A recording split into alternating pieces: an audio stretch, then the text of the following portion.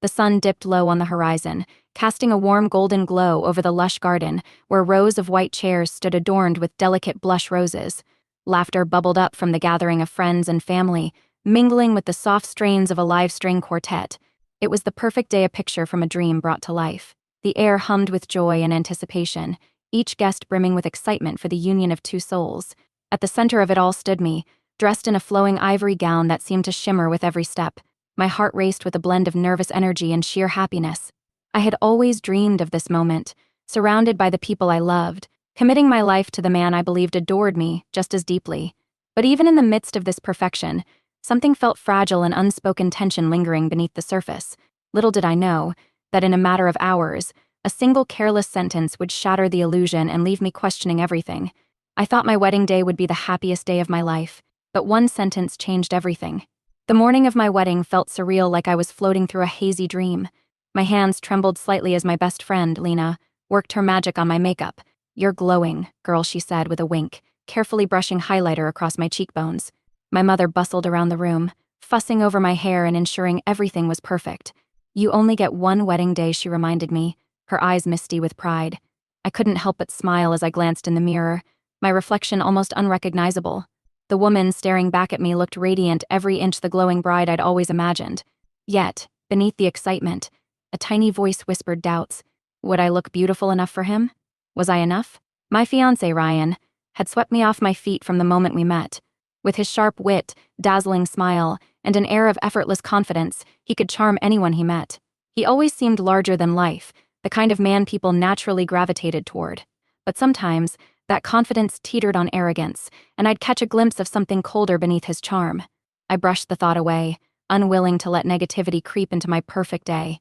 As I stepped into my gown, my heart swelled with love and gratitude. Ryan was my rock, my partner, and the man I wanted to build a future with. Lena, always the jokester, teased, "You're going to knock him off his feet. You know that, right?" I laughed, but her words tugged at my insecurities. Ryan had always been vocal about his preferences, what he liked, what he didn't. He loved it when I dressed up, made an effort, and looked put together, and while he never outright criticized me, his subtle comments about my appearance would sometimes linger in the back of my mind. Once, while flipping through old photos, he'd remarked, "You looked so great back then.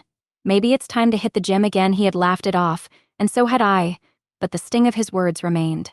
Still, I convinced myself that today was about love and celebration. Ryan and I were a team, and I couldn't wait to walk down the aisle to the man who had promised me forever. As the ceremony time approached, I pushed my insecurities aside, determined to focus on the beauty of the moment. The garden was alive with energy as I took my first step outside. The guests turned to watch, their faces lighting up with smiles. My heart soared when I spotted Ryan at the altar, looking dashing in his tailored suit. He caught my eye and grinned, but something about his expression was unreadable, a flicker of something I couldn't quite place. For now, I ignored it. This was our day, and nothing could ruin it, or so I thought. The reception hall was alive with the sounds of clinking glasses, lively chatter, and the occasional burst of laughter. The fairy lights overhead twinkled, casting a soft glow over the crowd. Tables were adorned with lush floral arrangements, and the dance floor was a hub of joy as my friends and family celebrated our union. I should have been over the moon, basking in the love that surrounded us. But as I sat at the head table, glancing at Ryan laughing with his friends, a nagging unease crept in. I shook it off. Today wasn't the day to overthink. This was our moment.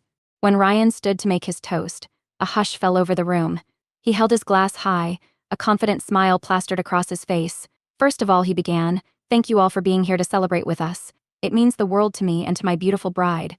He glanced at me, his eyes twinkling, and I felt a warm flush rise to my cheeks. He started lighthearted, sharing a few anecdotes about how we met and the silly quirks that made us, well, us.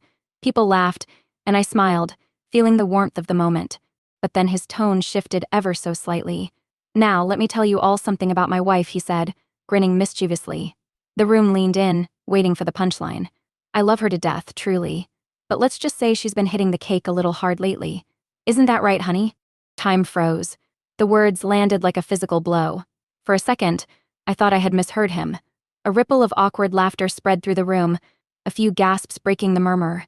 My heart dropped into my stomach as I processed what he had just said. I tried to laugh it off, forcing a weak smile as if to show I wasn't bothered. But inside, a storm raged. How could he? On today of all days. My cheeks burned, and I felt every pair of eyes in the room on me, some amused, some sympathetic, others uncomfortable. My mind spiraled into a torrent of self-doubt. His words had hit the most vulnerable part of me, a wound I had tried to keep hidden.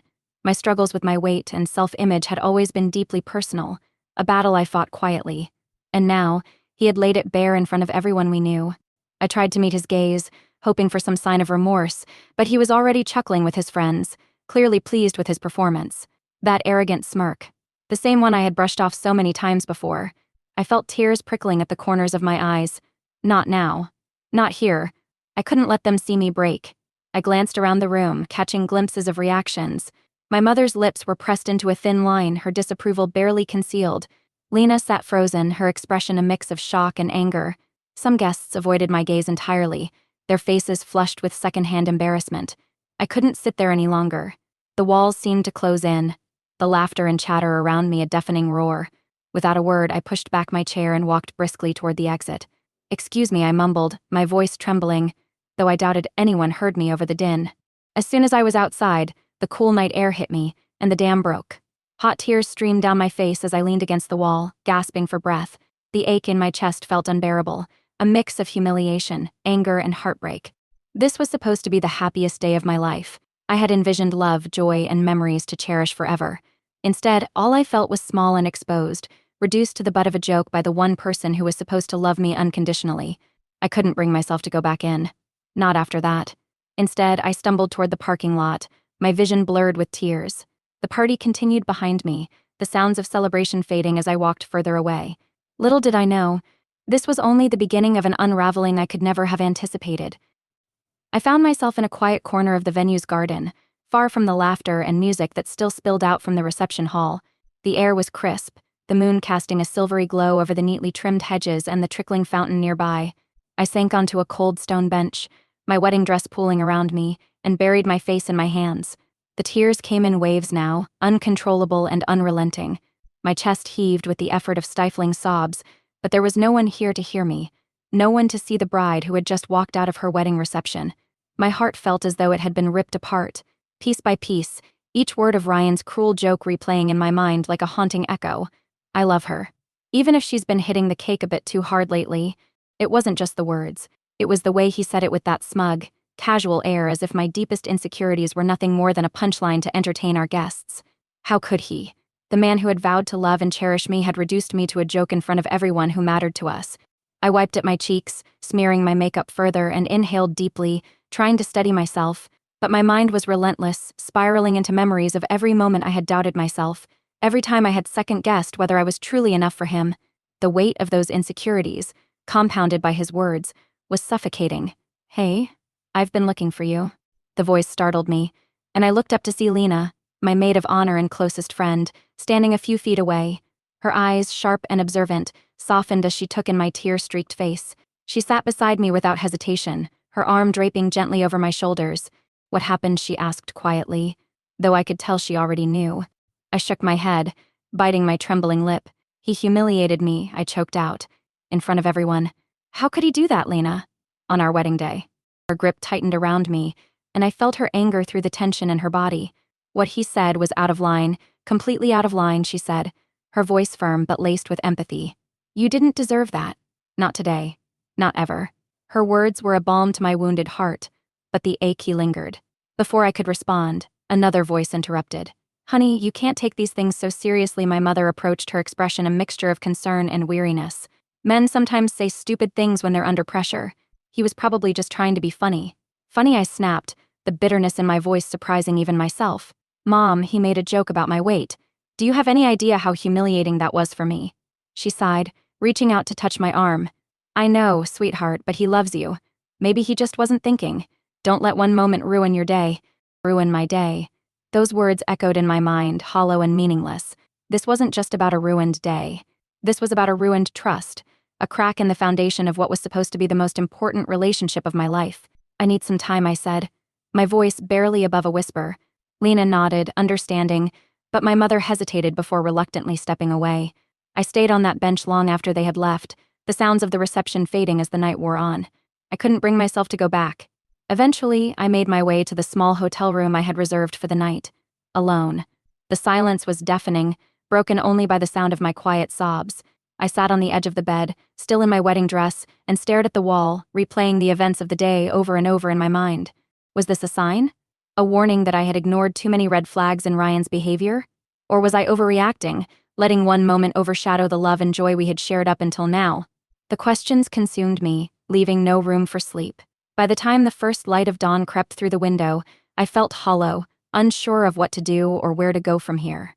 All I knew was that the man I thought I knew, the man I had vowed to spend the rest of my life with, had wounded me in a way I wasn't sure could ever be undone. I woke up to a dull ache in my chest, the weight of the previous day pressing down on me like a suffocating fog. My wedding dress lay crumpled on the floor where I had tossed it, a stark reminder of everything that had gone wrong. The morning sunlight filtered through the hotel room's curtains, but it brought no comfort. My face felt puffy, my eyes raw from crying. I dragged myself out of bed, each step heavy with exhaustion, and splashed cold water on my face in an attempt to clear my thoughts, but it didn't help. The memory of Ryan's toast, the laughter, the awkward glances, it was all still there, etched into my mind like a wound that refused to heal. A knock at the door startled me. I froze, my heart pounding. Part of me wanted to ignore it, to curl back into bed and shut out the world. But the knocking persisted. When I finally opened the door, there he was, Ryan. He stood there holding a bouquet of red roses, his face a mixture of guilt and hesitation. "Can I come in?" he asked softly. I stepped aside without a word, my arms crossed tightly over my chest. The room felt smaller with him in it, the silence between us heavy and suffocating. He set the flowers on the desk and turned to face me. I'm so sorry for what I said yesterday," he began, his voice trembling slightly. "It was a stupid joke. I didn't mean to hurt you." I stared at him, my anger simmering just beneath the surface. "A stupid joke," I repeated, my voice sharp. "Ryan, you humiliated me in front of everyone we know. On our wedding day." He flinched at the venom in my tone but pressed on. "I wasn't thinking. I thought it would come across as lighthearted, but I see now how wrong I was. Please believe me. I never meant to make you feel this way." I let out a bitter laugh, shaking my head. "You thought it would be lighthearted to make a joke about my weight? Do you even understand what you've done? How you've made me feel?" His eyes darted away, unable to hold my gaze. "I do now," he said quietly. "I was an idiot, okay? I love you, and I'll do whatever it takes to make this right." The sincerity in his voice gave me pause, but it wasn't enough to erase the hurt. "Ryan, this isn't just about yesterday. It's about respect. It's about the fact that you thought it was okay to reduce me to a punchline. Do you even understand how hard I've struggled with my self-image? How much trust I put in you?" He opened his mouth to respond, but I cut him off. "I trusted you, Ryan. I trusted you to protect me, to lift me up, not tear me down." His face crumpled, and for a moment I thought I saw real remorse. "You're right," he admitted. "I messed up. I've been a terrible husband, and the marriage has barely started. But I swear to you, I'll do better. Just, please, don't give up on us." I wanted to believe him. I wanted to cling to the hope that the man I fell in love with was still there, that this was just a terrible mistake. But then something caught my eye, his phone, left carelessly on the desk beside the flowers. It buzzed with a notification, and my gaze instinctively flicked to the screen. A text message preview appeared.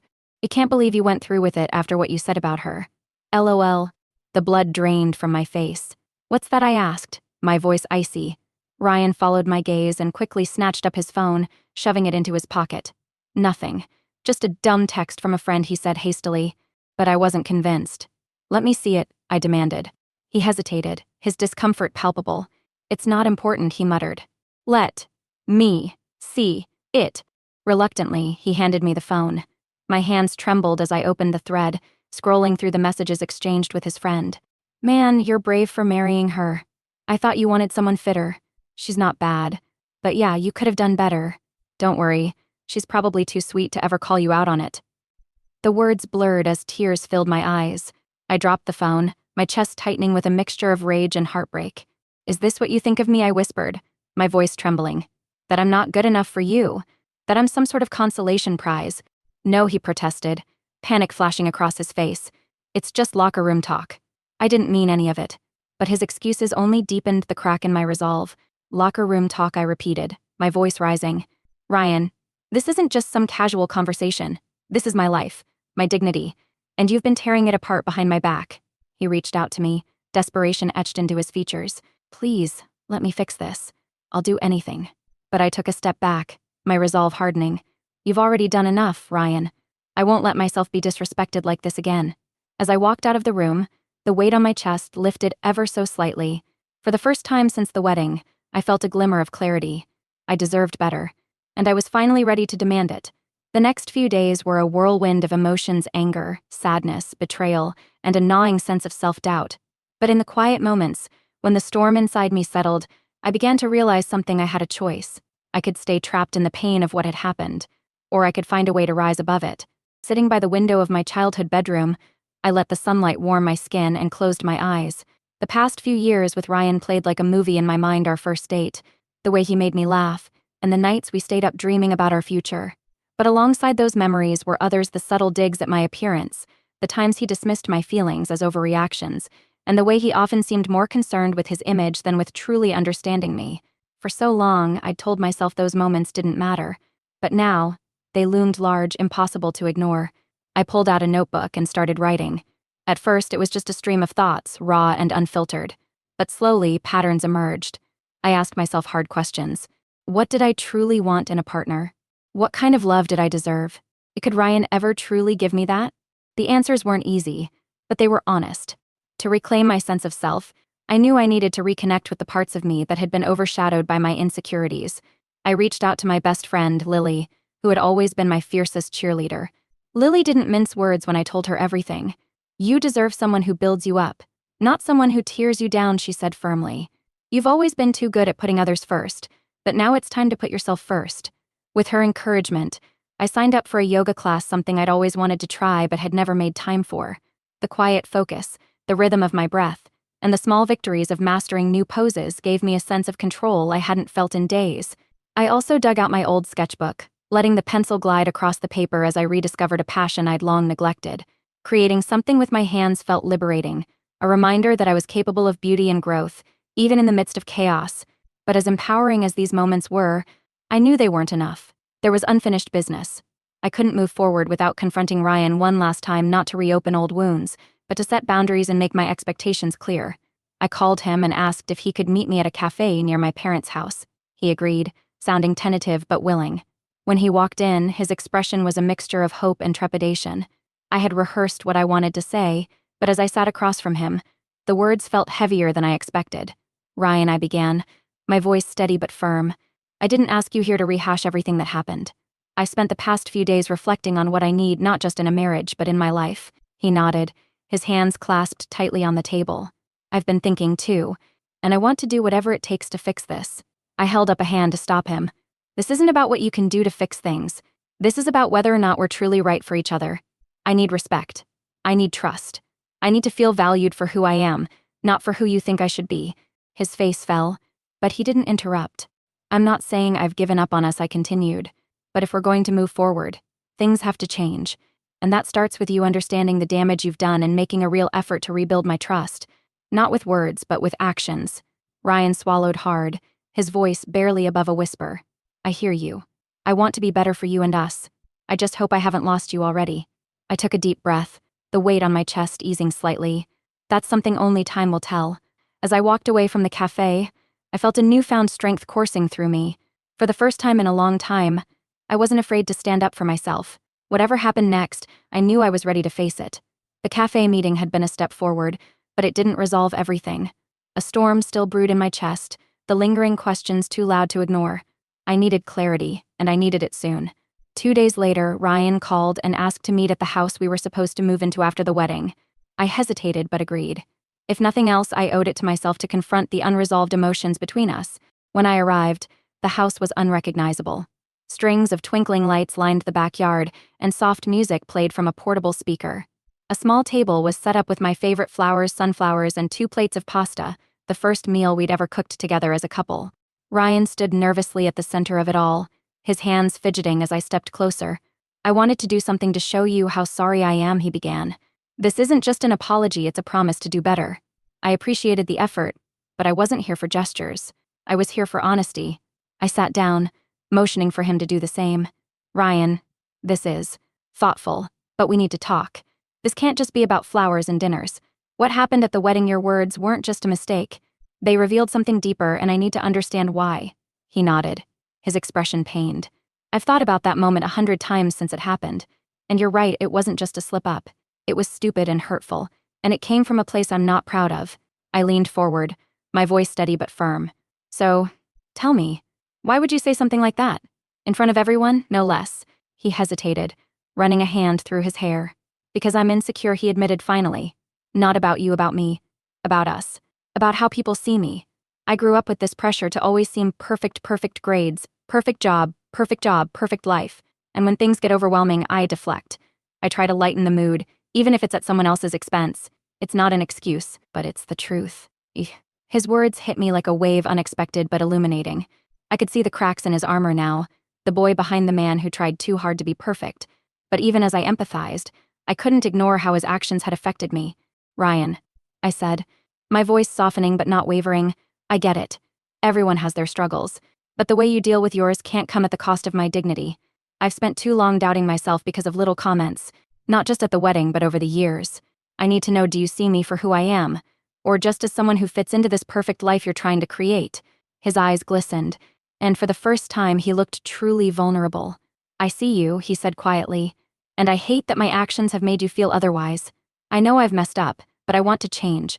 I want to be the man you deserve. He stood abruptly, pulling something from his pocket. I know words aren't enough, so I've been working on something. I've reached out to everyone from the wedding family, friends, even the vendors, and I'm planning a Rito reception. Not for me, but for you. This time it'll be about celebrating you, celebrating us, without any jokes or stupid comments. Just love and gratitude for the amazing woman you are. I stared at him, my emotions a tangled mess. It was a grand gesture, yes, but was it what I needed? Could this truly make up for the hurt he'd caused? Ryan, I said slowly, I appreciate what you're trying to do, but this isn't about fixing what happened at the wedding. This is about fixing the foundation of our relationship. Do you understand that? He nodded, his voice trembling. I do. And I'm willing to do whatever it takes, not just for a day, but for the rest of my life. Please, just give me the chance to prove it to you. As I looked at him, I felt the weight of my decision. This was the moment that would define our future or bring it to a close. The silence between us felt heavy, but it gave me space to think. Ryan's apology was genuine, and his vulnerability had shown me a side of him I hadn't fully seen before. But gestures, no matter how grand, couldn't erase the pain I'd felt or the trust that had been broken. Ryan, I began, my voice steady, this isn't about a Rito reception or promises. It's about who we are as people and what we want from each other. I've realized something these past few days: loving someone doesn't mean sacrificing your self-respect, and I won't do that anymore. He nodded, his face pale. I understand, he whispered. I took a deep breath. I need time. Time to focus on myself, to heal, and to figure out what I want. Whether that path leads back to us or not, I can't say right now. But I won't rush this decision just to smooth things over. I deserve more than that. For a moment, he looked like he might argue, but then he simply said, You're right. I'll give you all the time you need. And I'll spend that time working on myself too. As I walked away from that conversation, a strange calm settled over me. For the first time in years, I wasn't making a decision based on what others wanted or expected. I was choosing myself. The weeks that followed were filled with small, empowering steps. I signed up for a yoga class I'd always been curious about. I reconnected with old friends who reminded me of the confident, vibrant woman I used to be. And every day, I learned to silence the voice in my head that had once told me I wasn't enough. One evening, as I sat journaling by the window, I reflected on how much I'd grown. My wedding day had started as a dream and turned into a nightmare, but it had also been the catalyst for one of the most profound transformations of my life. I thought back to the words I'd said at the beginning of this journey. I thought my wedding day would be the happiest day of my life. But one sentence changed everything now. I realized it wasn't just about that sentence. It was about what it had taught me about standing up for myself, setting boundaries, and valuing my worth above all else. Whether or not Ryan and I found our way back to each other, I knew one thing for sure: I would never again settle for a relationship that didn't uplift and respect me.